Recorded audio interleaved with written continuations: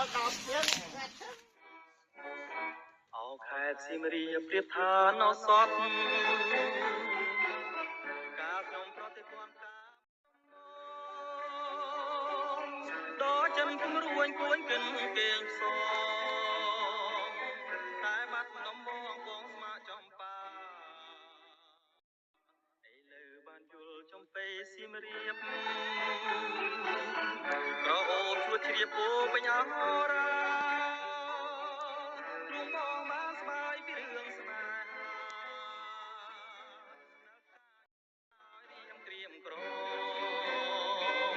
ร้อยพรุ่ยร้อยนึกร้อยสารต้นตึง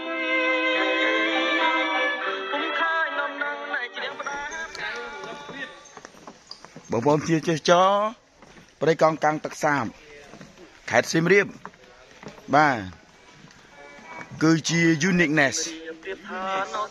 កន្លែងសហគមន៍គឺយើងនៅពេលដែលយើងទៅប្រៃកងកាំងយើងនឹកឃើញតែ